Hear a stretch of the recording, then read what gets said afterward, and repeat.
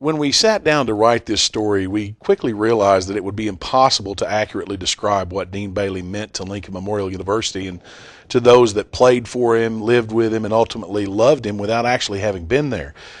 As the interviews began to unfold and we saw the admiration, the love, and respect pour out through those who knew him, just the task of attempting to tell this story suddenly became very overwhelming for me personally, because I knew most of the people that I was interviewing and saw the emotions I was pulling out of them about this man.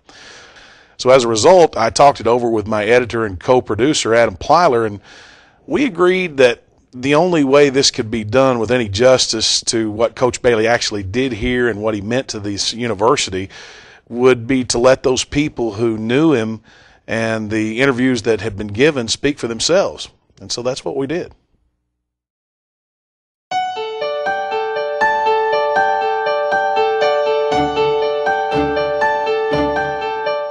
Well, he was a man who wanted to win. There's, all these coaches want to win.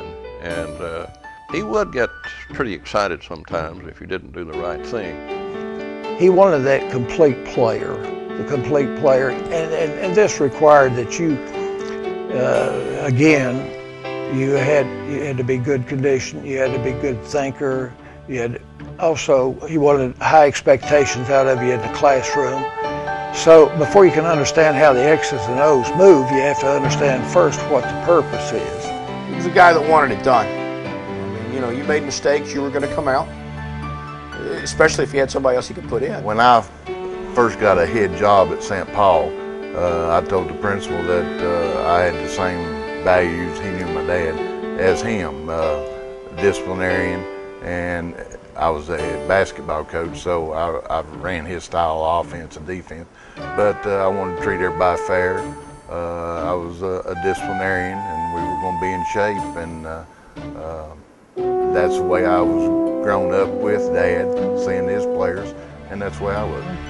He was a motivator, and he let you know what you had to do, and then he was a competitor. Now he was a fierce competitor, and he didn't like to lose. And I felt like that he let you do what you could do best, but he never tried to catch anybody doing anything. He caught a few, but I can tell you several times that those things occurred, but he didn't have a lot of rules. But you better not break the one or two he had. He would talk about the game. He seemed to be a man that knew a tremendous amount about the game. His insight, whether it be on the basketball floor, whether it be on the baseball field, was like no other. It was one of those that you listen to, you learn. And at the age that he was when I was here, it was more of a father figure a little bit, just because of his age and what he'd gone through. Times were tough, without a doubt. Our level of skill play and players that we had in here was mediocre at the best. And so that's just where it was at.